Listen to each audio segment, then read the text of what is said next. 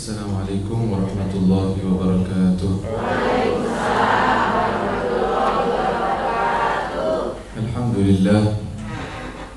Alhamdulillahilladzi hadana lihada wa ma kunna linahtadiya laula an hadana Allah. Allahumma fassalli wa sallim wa barik wa karrim ala sayyidina wa maulana Muhammad salatan takunu laka ridha wa lihaqqihi ada. وأعطه الوسيلة والفضيلة والشرف والدرجة العالية الرفيعة وابعثه المقام المحمود الذي وعدته يا أرحم الراحمين. أما بعد, puji syukur kita kehadirat Allah Subhanahu wa Ta'ala yang telah memberikan kepada kita limpahan nikmat-nikmatnya sehingga kita bisa berkumpul kembali dalam majlis ilmu kita, dalam rangka menuntut ilmu dan mendekatkan diri kita kepada Allah Subhanahu wa Ta'ala. Melanjutkan pembahasan dari kitab yang kita nukil dari kitab Tahdhib Al-Khasa'is Al-Kubra, khususiyah atau keistimewaan, keagungan yang Allah berikan kepada junjungan kita Nabi besar Muhammad sallallahu alaihi wasallam. Yang mana pada pertemuan lalu kita sama-sama membahas dan juga mendengar mengenai sifat-sifat Nabi Muhammad SAW yang sudah tertuliskan di kitab-kitab terdahulu, yaitu dalam kitab Injil dan kitab Taurat dan kitab-kitab yang lainnya. Dan masih dalam pembahasan hadis tersebut, bab tersebut, yaitu setelah kita membahas mengenai firman Allah Subhanahu wa Ta'ala, alladzina yattabi'una ar-rasula an-nabiyyal ummi alladzina yajidunahu maktuban 'indahum fit Taurati wal Injil, yang mengikuti Nabi Muhammad yang mereka akan mendapatinya ada tertulis di dalam kitab Taurat dan Injil. Dan juga sifat Nabi Muhammad di dalam surat, yaitu ketika Allah SWT Muhammadun Rasulullah, Allah berfirman walladzina ma'ahu asyidda'u 'alal kuffari ruhama'u bainahum tarahum ruk'an sujadan yabtaghuna fadlan min Allah wa ridwana simahum fi wujuhihim min atharis sujud dzalika mathaluhum fit Taurati wa mathaluhum fil Injil kazar'in akhraja syat'u ila akhir al-ayat. Artinya perumpamaannya ada dalam kitab Taurat dan kitab Injil. Lalu di sini diriwayatkan yang selanjutnya dari Ka'b al-Ahbar. Ka'b al-Ahbar adalah seorang yang tadinya beragama Yahudi, lalu dia memeluk Islam. Seorang tabi'i, seorang yang berguru dengan para sahabat Rasulullah SAW, tetapi dia juga punya bekal ilmu dari kitab-kitab terdahulu. Ka'b al-Ahbar dalam kitab Maulid Ad-Daibai sebutkan an Ka'b al-Ahbar qala 'allamani abi Taurah illa sifran wahidan kana yakhtimuhu wa yudkhiluhu as-sunduq. Katanya ayahnya dia, jadi dia itu hidup mungkin sezaman dengan Nabi, tetapi saat itu ayahnya tidak mau mengajarkan sifat-sifat Nabi akhir zaman. Takut dia pindah dari ajaran yang ayahnya panuti atau ikuti. Jadi ayahnya mengajarkan kepada dia Taurat, kecuali satu buku, satu jilid itu tidak diajarkan, ditaruh, disimpan di kotak oleh ayahnya. Karena falamma mata abi, ketika ayahnya meninggal, Ka'b al-Ahbar, dia buka, apa sih isinya ini? Kok ditutup-tutupi? Ternyata di dalamnya, dalam itu ada suatu buku atau potongan dari kitab Taurat. Ternyata di dalamnya ada sifat-sifatnya Nabi akhir zaman. Nah, ini dia juga meriwayatkan di sini. Ka'b al-Ahbar meriwayatkan najiduhu maktuban Muhammadun Rasulullah, kami dapatkan bahwa beliau ini tertulis di dalam kitab Taurat Muhammadun Rasulullah. Muhammad itu adalah utusan Allah, la fadda wa la ghalid, tidak kasar orangnya. Orangnya lembut sallallahu alaihi wasallam.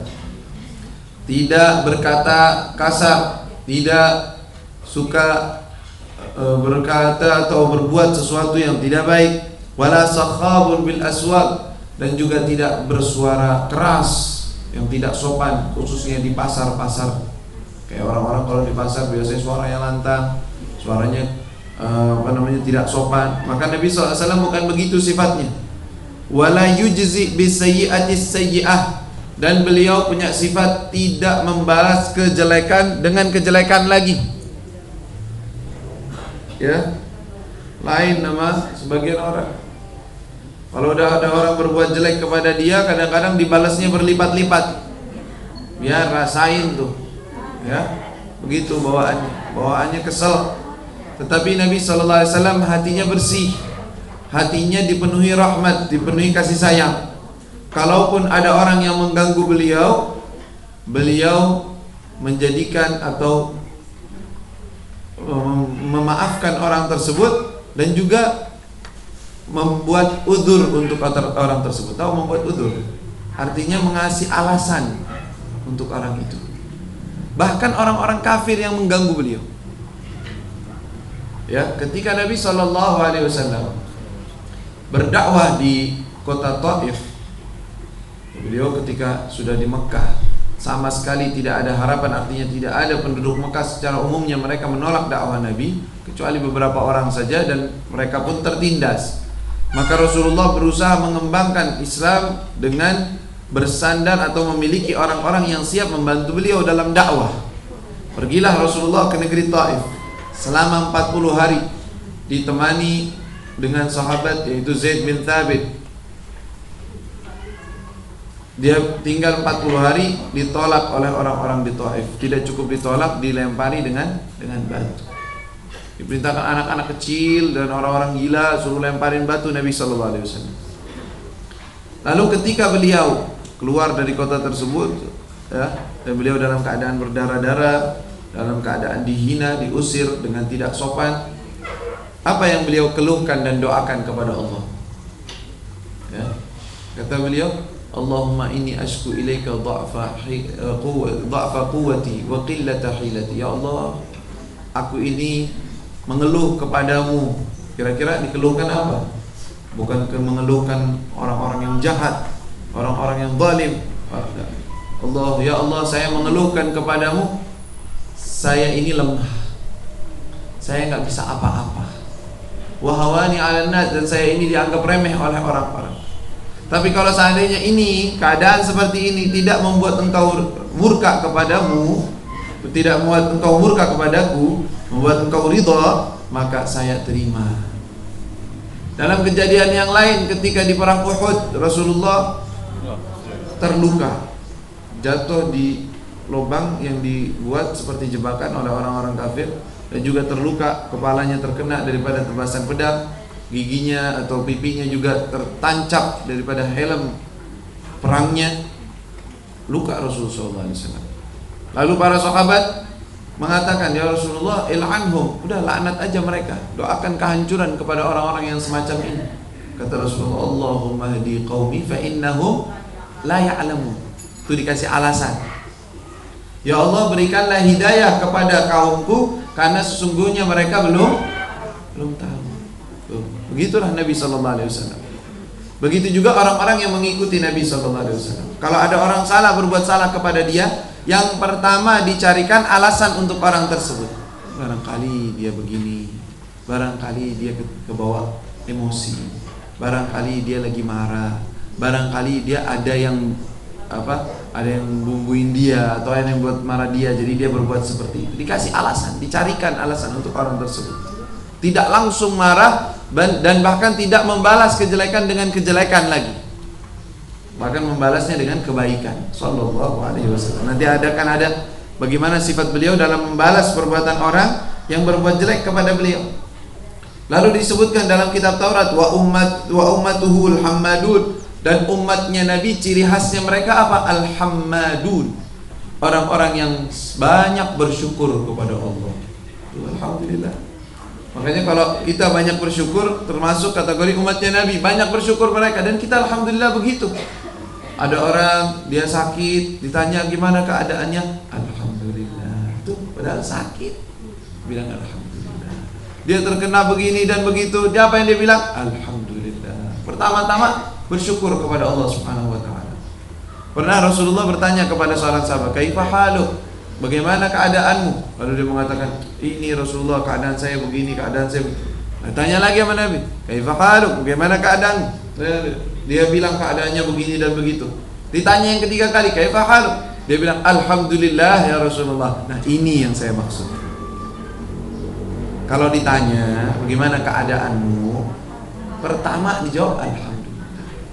Bersyukur dulu kepada Allah. Ya, baru engkau sampaikan sesuatu yang perlu disampaikan. Tapi yang pertama-tama, ihmidillah, syukur kepada Allah. Ya.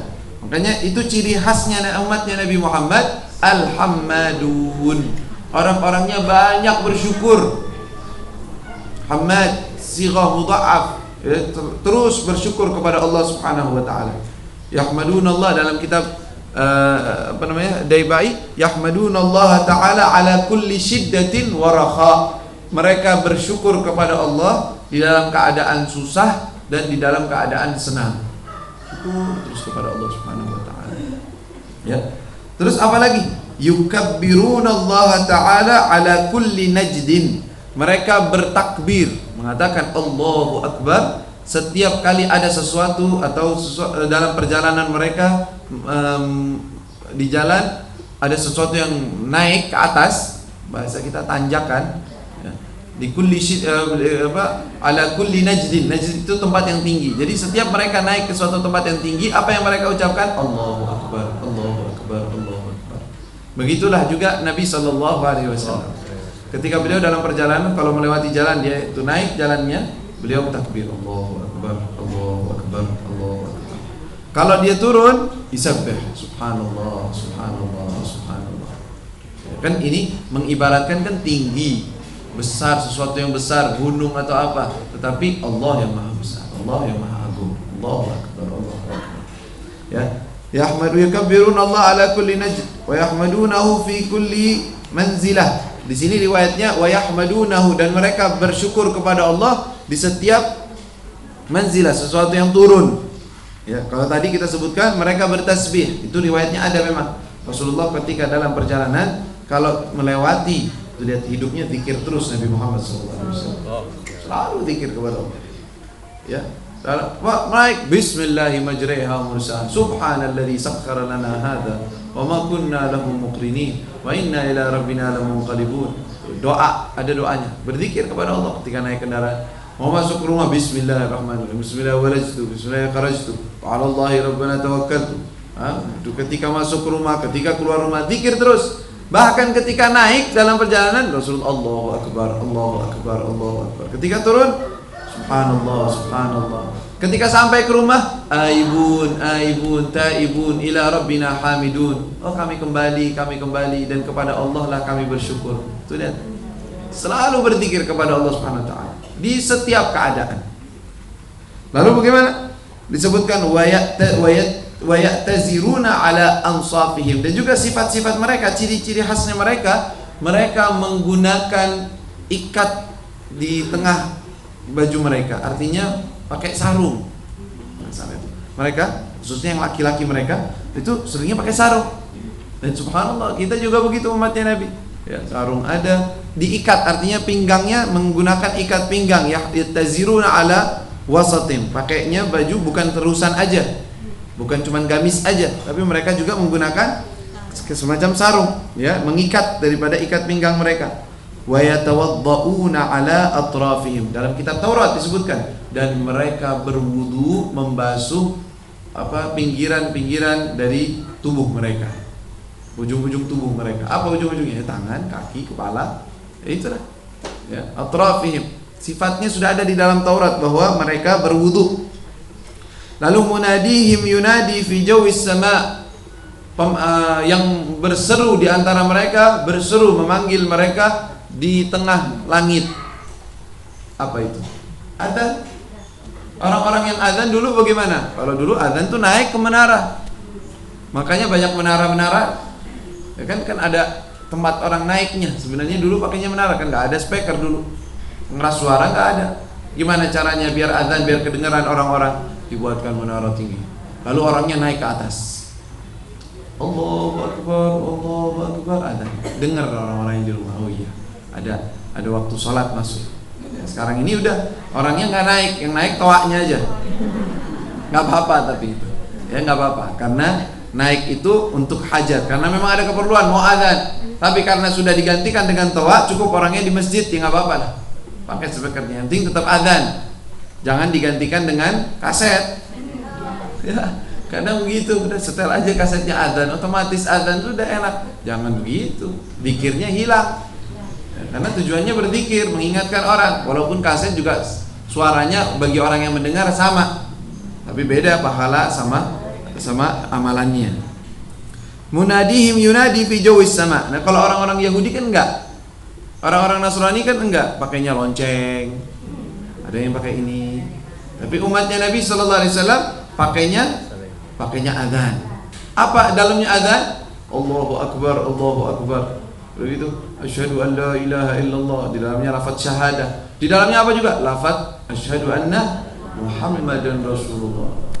Jadi nama manusia paling sering disebut-sebut. Iya, setiap hari 5 waktu setiap azan pasti disebut.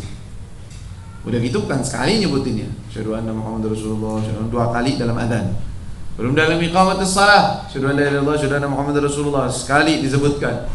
Belum di waktu salat harus disebut assalamu alayka ayyuhan nabi, dan juga salawat Allahumma shalli ala Sayyidina Muhammad di dalam salat. Kalau enggak disebut nama Nabi Muhammad di dalam salat, enggak sah salat kita.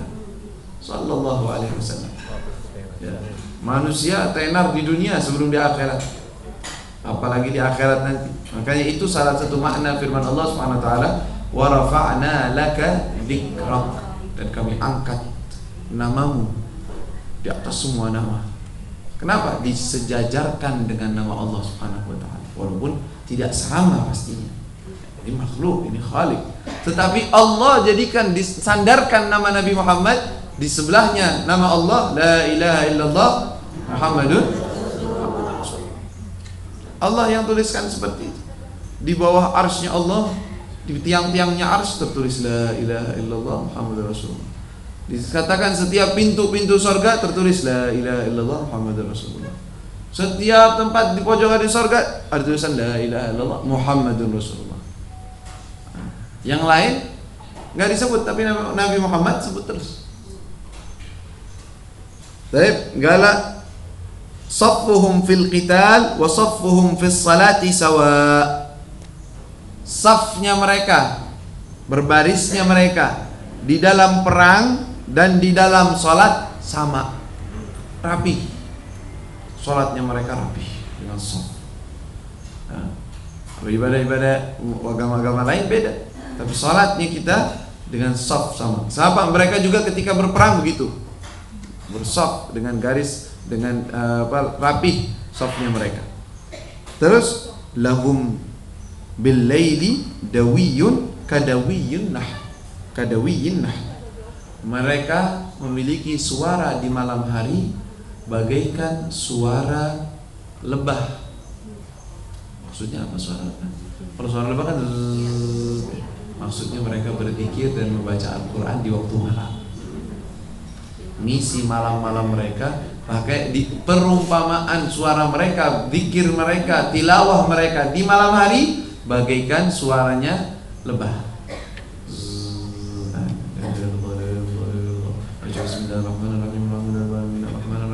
Begitu suara mereka begitu di waktu malam. Lahum daw, itu sifatnya ada di mana nih? Di kitab Taurat sudah ada. Sudah ada di kitab Taurat. Sebelum umat Nabi belum ada. Belum Qiyamul Lail belum ada. Belum ada zikir malam hari belum. Tapi mereka sudah disebutkan oleh Allah begitu sifat-sifat mereka. Ya. Wa mauliduhu bi Makkah. Lahirnya beliau di kota Makkah, wa muhajiruhu bi Thaibah, dan hijrahnya, tempat hijrahnya beliau adalah kota Thaibah, yaitu kota Madinah. Kota Madinah namanya Thaibah. Nama lain dari kota Madinah adalah Thaibah. At-Thaibah. Namanya Thaibah. Thaibah artinya yang indah, yang bagus, yang harum. Ya. Tadinya kota Madinah itu terkenal dengan kota wabah. Banyak wabahnya. Banyak, artinya ada beberapa penyakit seperti humma, ya demam tinggi, itu biasanya kalau orang kena ke kota Madinah cepat sakit. Dan sahabat juga ketika awal-awal hijrah pada sakit, ada demam. Ya, Sayyidina Abu Bakar, Sayyidina Bilal, sampai Rasulullah berdoa, ya Allah, angkatlah humma ataupun penyakit panas, ya, demam yang ada di kota Madinah, pindahkan ke tempat lain. Dan jadikanlah keberkahan di kota Madinah 2 kali lipat keberkahan yang ada di kota Makkah. Siapa yang mendoakan? Nabi Muhammad SAW. Makanya kota Madinah berkah kota. Ya. Dan kota tersebut, kata Nabi SAW, yunfi khabathaha kama tunfil kir khabathal hadid. Dan orang yang buruk, tidak baik, itu biasanya nggak betah di kota Madinah. Yang hatinya jahat, jelek, nggak suka di kota Madinah, nggak betah. Itu sifatnya kota Madinah. Dia akan mengeluarkan kotorannya bagaikan seseorang yang menggunakan pembersih besi atau las untuk membersihkan besi. Dia ngeluarin sendiri. Orang-orang yang tidak sejalan, tidak cocok, itu keluar. Makanya kalau kita pergi ke kota Madinah, penduduk-penduduk sana itu ramah-ramah, baik-baik orang-orangnya, enak, betah kita duduk di kota Madinah. Ya, kenapa? Ya, di dalamnya ada Nabi Muhammad SAW. Ya, yang tadinya kota ada wabah, ada penyakitnya, jadi kota yang menyembuhkan, bahkan kota yang menyembuhkan. Wa mulkuhu bisyam, dan kerajaan beliau akan terlihat di negeri Syam. Ya, artinya kekuasaan Islam setelah zaman beliau itu banyak terfokus di negeri Syam. Ya, saat itu begitu. Di Suriah dan selainnya. Lalu di sini diriwayatkan selanjutnya dalam bab ini juga diriwayatkan dari Abdullah bin Salam radhiyallahu taala anhu wa ardhah. Abdullah bin Salam ini termasuk orang sahabat yang aslinya dari golongan Yahudi. Abdullah bin Salam. Tapi beliau orang Yahudi yang memeluk Islam. Dan dia dari kapan dia mengenal Nabi Muhammad? Dia udah tahu dalam kitab Taurat yang mereka punya, karena ya orang Yahudi. Ketika awal Rasulullah masuk ke kota Madinah, dia udah lihat, wah, falamma ra'aituhu, kata Abdullah bin Salam, alimtu annahu laysa biwajhi kadzab. Saya ketika melihat wajah Nabi, saya tahu langsung bahwa wajah ini bukan wajah pembohong. Ini jelas, ini wajah nggak mungkin bohong kayak begini. Ketika dia telusuri lagi, benar, ternyata dia adalah Nabi akhir zaman, dia memeluk Islam. Lalu ketika dia memeluk Islam, dia datang kepada Nabi, ya Rasulullah, aku memeluk Islam begini. Kata Nabi, ya sudah, ajak orang-orang Yahudi. Nabi senang kalau ada orang-orang Yahudi mau memeluk Islam. Ini salah satu ulama mereka aja memeluk Islam. Nabi berharap untuk mereka memeluk Islam juga. Kata Abdullah bin Salam, ya Rasulullah, jangan buru-buru. Jangan buru-buru. Orang-orang Yahudi ini cepat berubah pikiran, nggak jelas orang-orangnya. Oh, kenapa? Katanya, ya udah, gini aja ya Rasulullah. Sebelum engkau sampaikan kepada mereka bahwa saya Abdullah bin Salam memeluk Islam, coba panggil mereka untuk berdebat, untuk berdiskusi, untuk diajak Islam. Dan saya akan berada di pinggir atau di tempat yang tertutup yang mereka tidak lihat. Lalu beritahukan kepada mereka. Kata Nabi, udah, kita buat cara biar mereka benar-benar bisa ketahuan aslinya mereka bagaimana. Ketika itu Rasulullah berdebat dengan mereka, mengajak bahwa saya adalah Nabi akhir zaman yang ada dalam kitab Taurat begini dan begitu. Apa kata orang-orang Yahudi? Kata mereka, bukan, engkau bukan Nabi akhir zaman. Lain, yang ada di Taurat bukan engkau. Kata Nabi, mau bukti apa kalian? Kata Nabi, kalau seandainya Abdullah bin Salam, apa di mata kalian Abdullah bin Salam? Mereka nggak tahu nih Abdullah bin Salam memeluk Islam. Kata mereka, oh Abdullah bin Salam, ulama kita, orang hebatnya kita. Gimana kalau dia memeluk Islam dan percaya bahwa saya Nabi? Oh, nggak mungkin, nggak mungkin. Kata mereka begitu, nggak mungkin. Kata Nabi, Abdullah bin Salam panggil, dia ada di situ.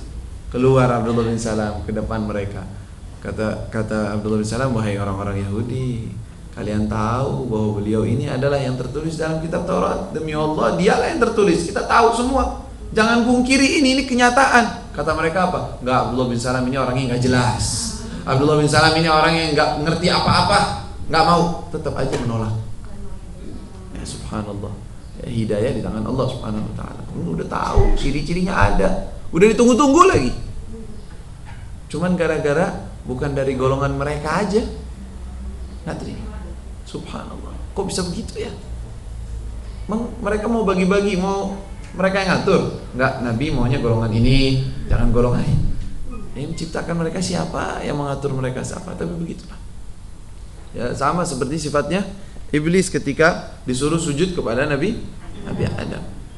Kan urusan dia apa lagi iblis pakai negosiasi? Enggak dia diciptakan dari api, saya diciptakan dari api, dia diciptakan dari tanah, nggak mau sujud Urusanmu apa? Diciptakan dari apa? Kayak dari air, kayak dari tanah, kayak dari apa urusanmu? Suruh sujud, sujud aja. Ini nyuruh Allah. Ini enggak. La ilaha illallah. Nah ini Abdullah bin Salam meriwayatkan bahwa Inna Allah lamma arada hadya Zaid bin Su'nah, ada seorang Yahudi juga namanya Zaid bin Su'nah. Zaid bin Su'nah ini innahu lam yabqa min alamatin nubuwah syai' illa wa qad araftuha min wajhi Muhammadin sallallahu alaihi wasallam hina nadartu ilayhi illa ithnain lam ukhbirhuma yasbigu hilmuhu jahlah wa la taziduhu shiddatul jahli alaihi illa hilmaha. Zaid bin Su'nah ini juga sama kayak Abdullah bin Salam, Yahudi yang memeluk Islam, tetapi dia ada proses. Pertama apa? Dia semua alamat ciri-ciri kenabian saya lihat dari wajah Nabi Muhammad, sudah ada.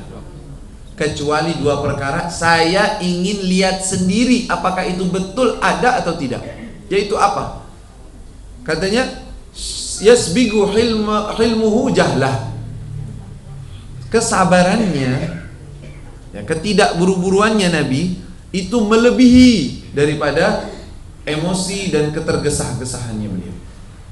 Jahlah, jahilnya. Kalau orang jahil itu iseng kan bahasa kita ya. Jahil itu bahasa Arab juga sih. Orang berbuat jahat, berbuat buruk, ya. Itu jahil. Nah katanya ini hilimnya Nabi, kesabarannya Nabi melampaui daripada jahilnya ataupun mengganggunya atau tidak sabarannya, dan juga tidaklah ada orang yang berbuat jahil kepada beliau, artinya berbuat nakal kepada beliau, berbuat kasar kepada beliau, kecuali beliau bertambah kesabarannya kepada orang tersebut. Ini katanya saya belum lihat, mau lihat ya, untuk meyakini bahwa ini Nabi atau bukan. Apa yang dia lakukan? Falamma kana qabla kata fa kuntu atalattaf lahu li an ukhalitahu fa a'rifa hilmahu wa jahlah. Saya berusaha untuk deketin dia, gaul, kenalan, tetap dalam posisi dia Yahudi. Fabta'tu minhu tamran ma'luman ila ajalin. Ketika itu Nabi SAW lagi nggak ada sesuatu yang buat suguhan tamu atau apa, dia menawarkan diri, ini saya punya korma, ambil dah, tapi bayarnya nanti aja nggak apa-apa. Kan orang baik kayak gitu, kan? Dibayar, mana dia mau dibayar? Kata dia nanti aja, seminggu lagi dah, misalnya bahasa kita, seminggu lagi, berapa hari nggak apa-apa, sengaja dia. Apa yang dia berbuat? Falamma kana qabla mahillil ajal biyaumaini aw thalath ataituhu. Ketika sebelum datangnya tempo yang kita sudah perjanjikan, 2 atau 3 hari saya datang kepada Nabi. Apa yang dia lakukan? Fa akhadtu bimajami' gamisihi, maka aku mengambil baju gamisnya Nabi, ditarik baju gamisnya Nabi. Lalu aku pandang beliau dengan pandangan melotot dan keras. Lalu aku katakan kepada beliau, ala taqdi ya Muhammad haqi, engkau wahai Muhammad gak mau bayar apa hutangmu? Dengan ucapan yang keras, kasar kepada Nabi. Gak cukup begitu, dia mengatakan, fa wallah, demi Allah, kalian ini memang keluarga Abdul Muttalib, suka menunda-nunda hutang. Udah gitu dihina keluarganya lagi. Nah, dihina dianya, dihina keluarganya naik. Walaqad kana li bi mukhalatatikum, dan saya sudah tahu itu dari pertama, ini pasti kayak gini keadaan kalian. Apa yang terjadi? Kalau kita digituin gimana? Ini orang nggak tahu diri, udah nawarin dari pertama, udah gitu utangnya belum jatuh tempo, naginya begini lagi. Wah, bisa dihajar kali. Gak bakalan sabar kita. Tapi Sayyidina Muhammad bagaimana? Nabi kita Nabi Muhammad bagaimana? Tentu di sini disebutkan Sayyidina Umar bin Al-Khattab di saat itu ini di depan orang lagi ya. Di depan siapa? Sahabatnya Nabi, murid-muridnya Nabi. Itu Sayyidina Umar nggak kuat, marah, tapi nggak berani mukul, nggak berani ngerjain apa depannya Nabi. Dia cuman marah. Sayyidina Umar mengatakan apa? Fa wallahi laula ma'wa gal ay adu Allah, wahai musuh Allah, engkau berani bicara seperti itu di depan Nabi? Kalau bukan karena menghormati Nabi, saya tebas palamu. Langsung begitu Sayyidina Umar bilang. Rasulullah sambil tersenyum melihat ke wajah Sayyidina Umar. Apa yang beliau katakan? Tersenyum karena lihat emosi ghirah Sayyidina Umar kepada Rasul sallallahu alaihi wasallam. Lalu beliau mengatakan, wahai Umar, saya dan dia harusnya lebih perlu atau lebih bagus engkau perlakukan bukan seperti itu. Rasulullah ngapain sekarang? Mengajarkan Sayyidina Umar untuk berlaku adil walaupun keadaannya sepertinya tidak sopan, tetapi harus memberitahukan sesuatu dengan cara adil dan baik. Kata Nabi, harusnya tugasmu bukan seperti ini wahai Umar. Tapi apa? Harusnya engkau suruh saya tuh, Nabi bilang, engkau suruh saya untuk baik dalam membayar hutang, dan engkau suruh dia untuk baik-baik dalam menagih hutang. Itu tugasmu begitu. Walaupun ini zahirnya jelek memang orang berbuatnya, tetapi kita harusnya membalas sesuatu dengan yang lebih baik, tidak melampaui batas, apalagi sampai diancam mau dibunuh. Nggak ada haknya engkau mau membunuh dia, gitu loh. Itu dia. Kita lihat Rasulullah SAW, perhatian beliau bukan kepada orang Yahudi. Orang Yahudi ini memang bukan orang yang beriman kepada beliau, tapi perhatian beliau untuk mendidik Sayyidina Umar bin Al-Khattab untuk menjaga emosi beliau tidak keluar batas ya. Emosi boleh, marah wajar, tetapi keluar dari batas tidak. Sayyidina Umar bin Al-Khattab dengan kecemburuannya, dengan marahnya, Rasulullah luruskan. Sebenarnya yang lebih penting itu engkau perintahkan saya. Lihat tawaduknya Nabi SAW, merendahnya Nabi. Enggak gengsi bilang, kau harusnya bilang aja ke dia yang baik, udah nggak nyebutin Nabi. Saya kan orangnya baik, udah. Enggak. Engkau tugasmu perintahkan saya atau kasih tahu saya biar baik dalam membayar hutang, dan kasih tahu dia baik-baik dalam menagih hutang. Dan ketahuilah wahai Umar, sesungguhnya hutangnya dia belum jatuh tempo, masih sisa 2 hari. Sayyidina Umar dikasih tahu bahwa saya nggak telat loh sebenarnya, gitu loh. Tetapi tetap aja tugasmu berbuat yang baik, sampaikan dengan baik. Udah, kalau begitu hai Umar, engkau bawa dia sekarang ke rumahmu dulu, bayarkan hutangnya itu sekian. Juga tambahin 2 sok, tambahin beberapa liter kurma untuk dia. Kenapa? Sebagai ganti engkau tadi sudah buat takut dia. Ditambahin lagi. Ini orang hina loh, bukan muji-muji Nabi. Iya, kita yang muji-muji kita jangan dikasih. Ini dia menghina Nabi, kasar kepada Nabi, dihina keluarga Nabi, dituduh Nabi tidak suka membayar hutang, menunda-nunda hutang, dituduh seperti itu. Kata Rasulullah, karena dia ditakut-takuti oleh Sayyidina Umar, diancam mau dibunuh, udah, kau bawa, engkau bayar hutangnya dan engkau tambahin. Sebagai ganti engkau tadi buat takut dia, mengancam dia. Sallallahu alaihi wasallam. Demi Allah, kalau bukan Nabi nggak bakalan kuat. Ya. Tapi lihat tuh bagaimana Rasul sallallahu alaihi wasallam. Ini akhlak yang mulia. Tapi orang-orang yang meneladani Nabi akan bisa begitu. Sampai daripada akhlak yang mana mereka tidak harus buru-buru untuk membalas. Kalau memang bukan seperti itu, bagus. Karena apa? Karena yang mereka mau amalatkan itu bukan orang, tetapi Allah.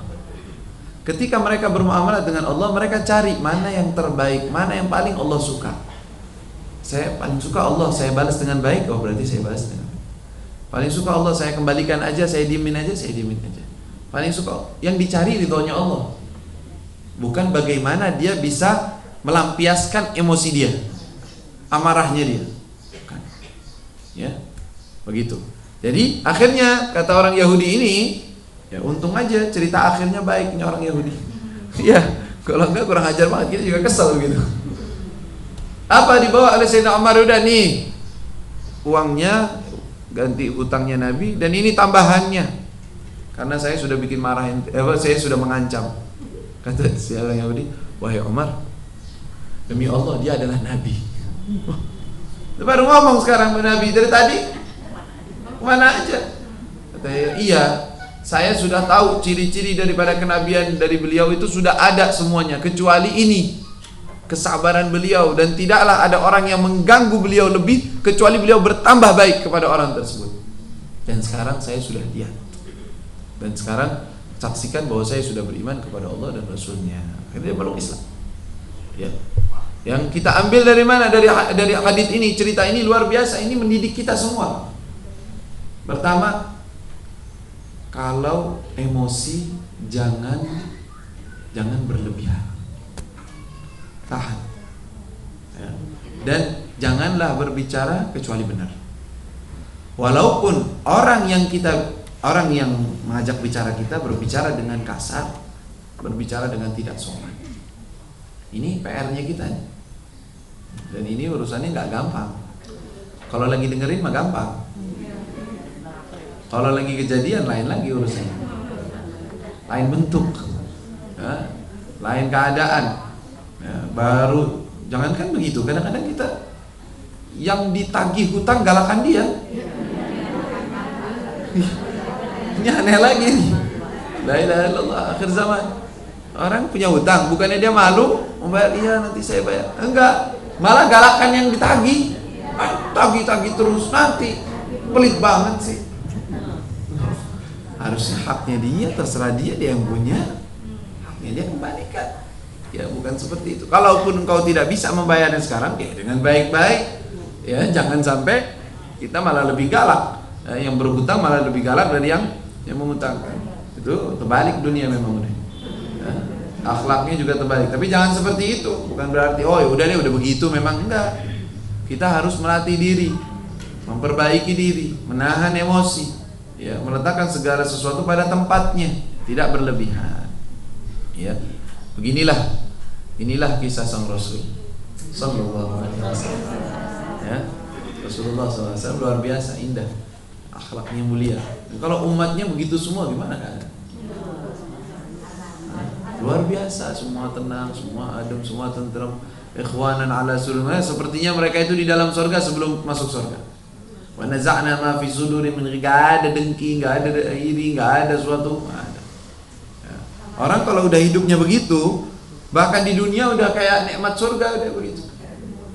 Tapi paling enggak enak kalau udah hidup tuh iri, yang ini dengki. Sedikit orang ini dapat sesuatu, kenapa dia dapat begini?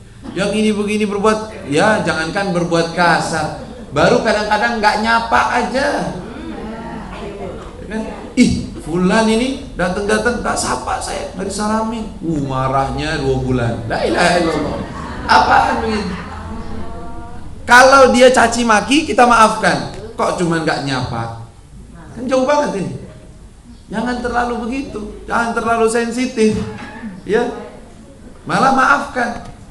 Oh ya sudah, nggak apa-apa. Kalau dia nggak begitu, saya yang mulai. Kalau dia yang diam, kita yang mulai.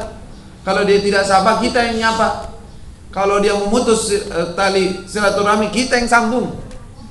Ya, begitu yang diajarkan oleh Nabi Sallallahu Alaihi Wasallam. Nah, kalau udah begitu kan hidupnya enak, hidup enak, hidupnya nyaman. Wah, ini cukup dulu untuk hari ini. Ya, pembahasan mengenai akhlak dan kemuliaan baginda besar Nabi Muhammad SAW. Mungkin sedikit mengingatkan karena kita sudah memasuki hari daripada Layalil Ashr, hari-hari 10 Dzulhijjah yang mulia, ya, yang mana kita sekarang ini sudah masuk ke tanggal berapa nih sekarang? Tanggal 7-nya udah. Ya, hari ini 7, besok 8. Besoknya lagi tanggal 9. Nah, ini Jumat lebarannya, ya, Idul Adha. Itu maka dia anjurkan untuk banyak-banyak beramal soleh, ya, beramal soleh. Amal soleh di dalam hari-hari ini adalah yang terbaik. Amal soleh apa saja? Zikir kepada Allah, berpuasa, ya, di hari-hari ini, ataupun bersedekah, Berbuat amalan yang kita bisa kerjakan kita lakukan, atau banyak-banyak berzikir kepada Allah. Paling bagus-bagusnya zikir adalah la ilaha illallah. Ya, banyakin la ilaha illallah wahdahu la syarika lah, lahul mulku wa lahul hamdu yuhyi wa yumiitu wa ala kulli syai'in qadir. Banyakin di hari-hari semacam ini. Ada lagi amalan-amalan dari salaf juga, bacanya la ilaha illallah adadal layali wad duhur, la ilaha illallah adada amwajil buhur. Itu ada bacaannya juga, dibaca 10 kali di dalam sehari di hari-hari seperti ini. Bahkan dalam riwayat disebutkan tidak ada hari yang dimana Allah suka dan cinta daripada hambanya berbuat amal soleh seperti hari-hari ini. Bahkan lebih daripada jihad di jalan Allah. Lebih dari jihad. Orang pergi jihad, dia pergi ini, gali keluarganya, berperang. Katanya beribadah di hari-hari ini lebih utama, lebih mulia di sisi Allah Subhanahu wa taala. Kita di hari-hari ini kita banyakin berzikir kepada Allah, banyak berbuat amal soleh, menjaga dari kemaksiatan, jaga mata, ya, jaga mulut, jangan bicarakan aib orang, jangan banyak berbohong, jangan berbuat suatu ucapan yang nggak penting, diem aja, ganti dengan zikir, ganti dengan la ilaha illallah, ganti dengan salawat kepada Nabi sallallahu alaihi wasallam. Dan juga puasa di hari-hari besok seperti hari Arafah, hari yang termulianya adalah hari ke-9. Ya, man sama yaum Arafah kan kafaratan lidunubi sanatil madhiyah wa sanatil ladzi ba'dah. Atau kama qala sallallahu alaihi wasallam. Yaitu siapa orang yang berpuasa di hari Arafah itu sebagai tebusan, penebus daripada dosa-dosa yang setahun yang lalu dan setahun yang akan datang. Masya Allah, ya, luar biasa itu, jangan ditinggalkan. Dan kalau bisa ditambah dengan tarwiyah itu besok, namanya tis'ah. Kalau nggak bisa dari awal, ya, bagusnya lagi dari awal Dzulhijjah puasa. Ya. Tapi kalau nggak mampu karena ada urusan-urusan tertentu, ada yang lebih dia utamakan daripada mengajar ataupun dia belajar atau dia bekerja, akan ini setidaknya tanggal 8, tanggal 9-nya dia puasa. Tanggal 10 jangan puasa ya. Jangan puasa tanggal 10. Begitu juga tanggal 11, 12, 13 jangan puasa. Kalau puasa pun nggak sah puasanya. Ya, tanggal 10 nggak sah karena hari lebaran, hari raya, nggak bisa puasa. Tanggal 11 juga ayamut tasyrik, ya, nggak boleh puasa juga, nggak sah bahkan puasanya. Makanya kalau orang nggak ngaji begitu, oh ini bulan-bulan mulia saya mau puasa terus ada puasa dapat pahala, ada puasa nggak dapat apa-apaan loh. Nggak sah lagi, malah dosa kalau dia tahu itu nggak boleh. Ya, subhanallah. Jadi ada hari disuruh puasa, ada hari malah dilarang puasa. Karena apa? Kita hamba Allah, nurut aja mau. Dibilang suruh puasa, ya puasa. Dibilang jangan puasa di sini, udah nggak puasa. Nggak ngikutin hawa nafsu bukan? Oh enggak, saya mau puasa aja. Enggak. Allah suruhnya puasa, kita puasa. Allah suruh tidak puasa, kita tidak puasa. Ya, kita ikutin. Dan juga siapa saja yang memiliki kelebihan daripada rezeki, maka sangat-sangat dianjurkan untuk menyembelih kurban. Jadi hukum menyembelih kurban bagi orang yang memiliki harta, yang punya harta lebih, itu sunnah muakkadah, sunnah yang sangat dianjurkan. Bahkan sebagian ulama mengatakan orang yang punya uang, nggak terlilit hutang, nggak apa, dia punya uang cukup untuk berkurban, wajib berkurban. Ada yang mengatakan mazhab lain, mazhab Imam Abu Hanifah, wajib bagi yang mampu berkurban. Tapi mazhab Imam Syafi'i enggak, sunnah muakkadah, sunnah yang sangat dianjurkan. Ya, berkurban. Bagi yang mampu untuk berkurban, paling afdalnya apa? Nih sedikit kita bahas nih sedikit. Ya, paling afdal, derajat paling tinggi berkurban itu dengan apa? Ya, yang paling bagus kalau enggak dia berkurban dengan unta, enggak ada unta di sini. Susah. Sapi. Tapi sapi untuk satu orang itu paling afdal ya. Bukan bisa. Kalau sapi bisa untuk 7 orang, bisa untuk 7 orang. Tapi paling afdal lah 1 orang 1 sapi. Saya sendiri misalkan sapi sendiri. Itu paling afdal. Level tertinggi daripada kurban. Setelah itu lihat, kalau sapi dia bagi, ya tentunya ya, sapi dia ngambil jatah 2 orang, jatah 3 orang, atau kita kurangi, jatah 6 orang, jatah 5 orang, jatah tambah banyak, tambah bagus. Setelah itu menyembelih kambing. Nah kalau seandainya dia begini, dia mau gabung dengan satu sapi, maksudnya bareng-bareng 7 orang dalam satu sapi, atau dia beli kambing satu. Nah, di sini ada perbedaan pendapat ulama. Ada yang mengatakan bagusan satu karena kan sembelihannya satu buat dia sendiri jadinya. Ada yang mengatakan begitu. Tapi ada lagi yang mengatakan enggak, kita lihat dulu dagingnya banyakan mana. Nah, dagingnya, harganya, kualitasnya. Kalau enggak, dagingnya lebih banyakan sapinya, sapi lebih bagus, banyakan itu. Kan lebih senang orang-orang fakir miskinnya. Lebih banyak yang disedekahkan. Tapi kalau daging yang kambingnya lebih banyak, berarti kambingnya lebih bagus. Begitu. Ada yang mengatakan begitu dari sisi itunya. Ada yang mengatakan enggak, udah deh. Yang penting dia menyembelih satu itu lebih bagus daripada dia gabung di 7 orang dalam satu sapi. Begitu. Lalu nanti ada derajatnya. Nah, ketika bersedekah paling afdal bagaimana dalam berkurban? Jadi kurban itu ada 2 jenis. Ada kurban yang wajib, ada kurban yang sunnah. Wajib itu gimana? Kalau dinadarkan, dia bernadar, mewajibkan diri, saya mau berkurban. Nah, itu wajib jadinya. Nah, kalau sudah kurban yang wajib, itu harus disedekahkan semuanya. Jangan ditaruh kulkas, makan sendiri. Kalau yang wajib, ya, kurban semua. Enaknya sudah deh, kasih musola, masjid, pesantren, udah nggak usah dilihat-lihat lagi. Jadi nggak recokin, ya, semua dikeluarkan. Tapi kalau bukan nazar, sunnah, maka boleh dikonsumsi sendiri. Tapi ada batas minimal yang harus disedekahkan. Ini kita level ke paling bawah dulu ya. Jadi kalau dia mau berkurban sunnah, paling afdalnya gimana? Yang sunnah juga paling afdalnya disedekahin aja semuanya. Itu afdalnya begitu tetap. Tapi enggak, saya mau makan, keluarga saya mau ngasih juga kepada tetangga, orang-orang. Boleh enggak? Boleh. Kalau mau konsumsi semuanya boleh. Kalau semua 100%. Kurban apaan itu? Kurban perasaan aja. Enggak perasaan, itu sih enak sendiri. Enggak berkorban apa-apa. Nah, kalau dia berkorban sunnah, boleh dikonsumsi sendiri. Tapi minimal banget, level paling rendah nih. Tapi jangan diikutin. Dia sedekah ala kadarnya, yang bisa dimakan orang. Ya hitungan setengah kilo lah. Tapi jangan diamalin ini. Jangan kayak gini ya, pelit banget itu. Iya, masa nyembelih semuanya makan semua buat dia. Ya kulit-kulitnya, kepala-kepalanya, semuanya nggak mau kasih orang. Udah kasih orang aja dikit deh, daging segitu udah cukup. Itu bukan berkorban, jangan kayak gitu. Nah, tengah-tengahnya gimana? Yang sedang katanya, kalau sedangnya dibagi per 3, sepertiga untuk konsumsi sendiri dan keluarga, sepertiga lagi untuk fakir miskin, ya, dan sepertiga lagi boleh untuk dihadiahkan. Hadiah itu berarti orangnya kaya, kita kasih dari kurban. Boleh nggak? Boleh. Kita, orang kaya, tetangga kita, teman kita, saudara kita, ya, dia punya mampu, tapi kita mau kasih dari kurban. Boleh nggak? Boleh. Asalkan kurban yang sunnah ya. Kalau bukan yang sunnah maka dikasihkan kepada fakir miskin. Itu lebih begitu. Ya. Dan harus disembelih di hari-harinya ya. Nanti ada tuh pertanyaan klasik.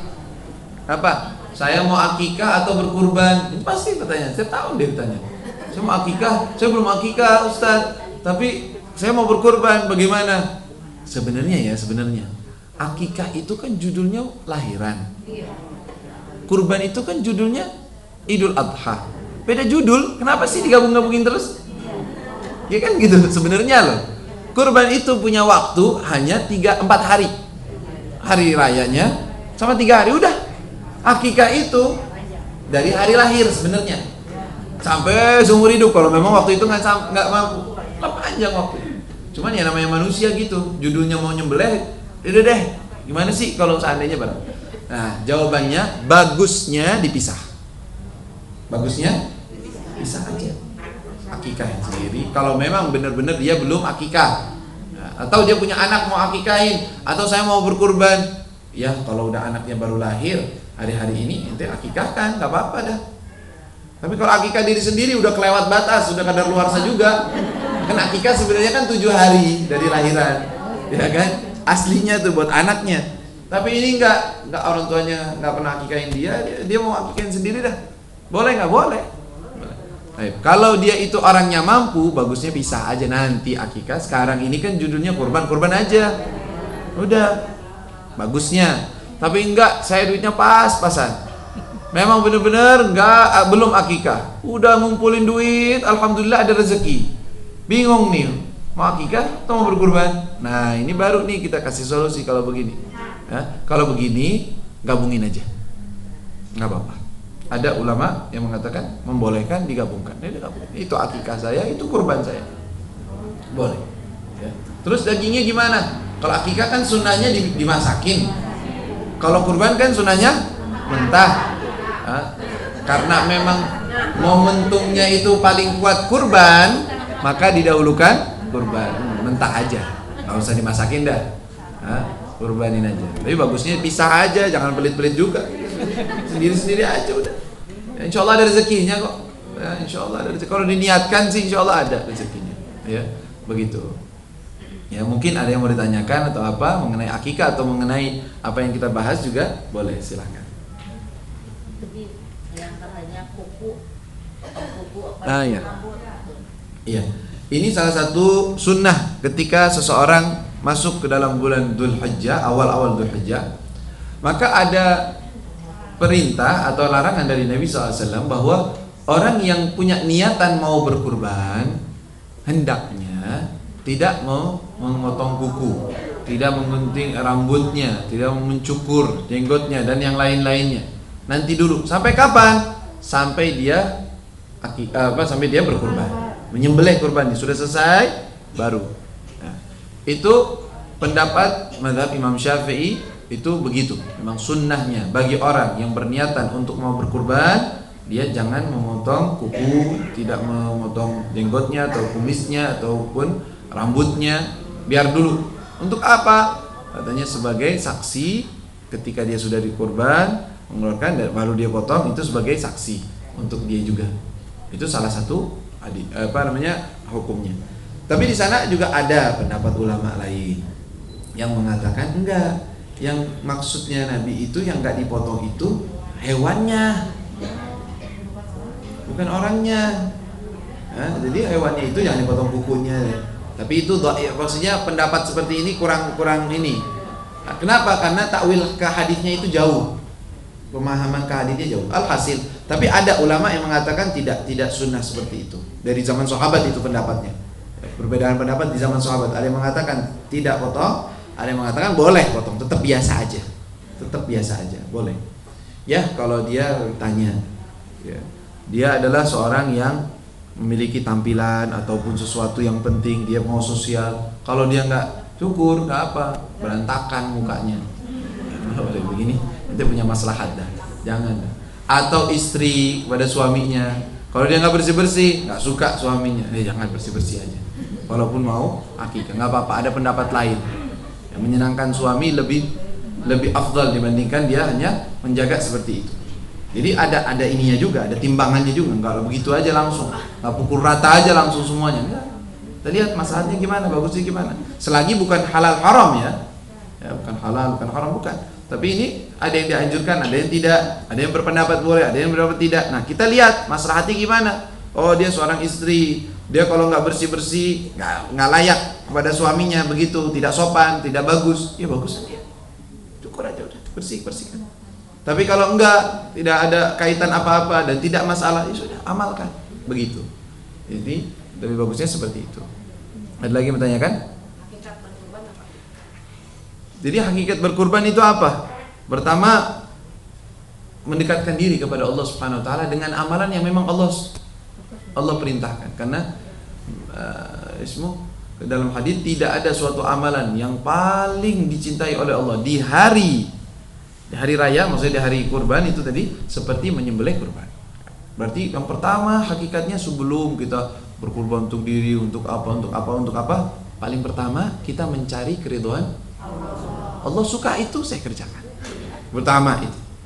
Lalu apa hakikatnya? Kan kita juga ingat bahwa dalam berkurban itu mengenang kejadian Sayyidina Ibrahim dengan Nabi Ismail. Ya, ketika dia akan menyembelih anaknya, Allah uji Nabi Ibrahim dengan ujian yang berat. Ya, anak kesayangan, lahir sudah usia tua, lahir orangnya bagus, cakep, baik, anaknya soleh, disuruh apa? Sembelih. Kan itu gimana itu perasaannya orang tuanya? Sembelih anak sendiri, soleh lagi, orangnya baik lagi. Nah, tapi perintah Allah dia laksanakan. Setelah itu, setelah dilaksanakan, ternyata Allah SWT selesai daripada ujiannya, lalu Allah gantikan dengan kambing kurban dari surga, kabsyun al-mlah yang bagus ya, yang disembelih gantinya. Nah, kita berkurban begitu sepertinya mengikuti hal tersebut. Kita nggak bisa menyembelih atau meninggalkan sesuatu yang paling kita cintai, tapi kita mengikuti hal tersebut. Salah satu niatnya untuk kita sembelih apa saja yang kita sukai, yang selain yang disukai oleh Allah Subhanahu wa taala. Kan kurban kan berarti Sayyidina Ibrahim mengorbankan anaknya tadinya kan? Ya. Untuk siapa? Untuk Allah. Dan segala sesuatu yang kita cintai ini juga perlu dikorbankan juga sebenarnya. Ya kan? Nah, kita berkurban dengan menyembelih itu dengan niatan menyembelih semua segala sesuatu yang kita cinta daripada urusan dunia, daripada urusan-urusan yang lain, apapun selain daripada Allah dan Rasulnya saya sembelih. Ngikutin jalannya Nabi Ibrahim alaihissalam dan Nabi Muhammad sallallahu alaihi wasallam. Begitu. Ya. Assalamualaikum. Mengenai level tertinggi, misalnya kita tuh boleh nggak membaca surah Yasin karena ini tujuan tertentu, atau kalau ingin mencapai level tinggi nggak usah pakai keinginan, pun aja gitu. Maksudnya gimana itu? Maksudnya untuk menggapai derajat yang paling besar pahalanya. Ketika kita membaca sesuatu lalu kita ada hajat, bertawassul dengan hajat tersebut. Apakah itu bagus atau yang paling tinggi malah tidak berniat apa-apa sudah? Maksudnya untuk lillahi ta'ala, untuk cari ridha Allah Subhanahu wa taala. Ini bagaimana? Ya. Tentunya Allah Subhanahu wa taala suka kepada hambanya ketika hamba tersebut beramal ikhlas untuk Allah Subhanahu wa taala, tidak memiliki tujuan apa-apa. Ya kan? Paling disukai oleh Allah. Amalan sesuatu saya ikhlaskan kepada Allah hanya untuk Allah Subhanahu wa taala. Betul. Dan itu level tertinggi. Itu harus kita sepakati, sudah tahu semua. Tapi kalau seandainya seorang sekalian dia mencari ridha Allah, betul, tetapi juga punya hajat, punya suatu keinginan yang dia ingin dikabulkan, dia bertawassul dengan membaca surat Yasin atau yang lainnya. Bagaimana? Di sini sebenarnya ada dua keadaan. Keadaan pertama ini mungkin agak perlu diperhatikan gitu. Keadaan pertama yaitu dia tujuannya memang benar-benar itu aja, urusan duniawinya aja. Maka itu langsung turun levelnya. Dari walaupun boleh. Tapi ada orang yang sekalian meminta hajat, tetapi dia nggak turun levelnya. Kenapa? Karena menunjukkan penghambaan dia kepada Allah, karena Allah suka hamba yang meminta kepada Allah. Beda kan? Beda ya? Yang satu memang pengennya dunia aja, karena itu yang dia pengen gitu. Yang satu lagi dia pengen itu, tetapi juga menunjukkan penghambaan dia kepada Allah. Kan Allah suka kita memintanya kepada Allah. Saya perlu nih hajat ini, iya. Saya mau minta kepada siapa? Masa kepada orang? Saya mintanya kepada Allah, karena Allah paling suka seperti itu. Nah, ini nggak apa-apa. Kalau bisa begitu kita. Setiap meminta hajat, minta sama Allah. Boleh. Surat Yasin dengan niat Allah kasih kesehatan, Allah jaga anak-anak kita, Allah jaga. Kenapa? Penghambaan kepada Allah, minta sama Allah. Kan yang punya semuanya. Suka Allah dari hambanya meminta. Kita meminta. Nah, ini levelnya tetap dalam derajat yang tinggi, itu untuk ridha Allah Subhanahu wa taala. Walaupun boleh aja, enggak saya mau baca Yasin pengen minta hajat saya dikabulkan, boleh enggak? Boleh aja. Tawassul dengan amalan. Ya, tawassul dengan suatu amalan meminta hajat sesuatu kepada Allah Subhanahu wa taala, boleh aja. Ya. Ada lagi yang bertanya kan?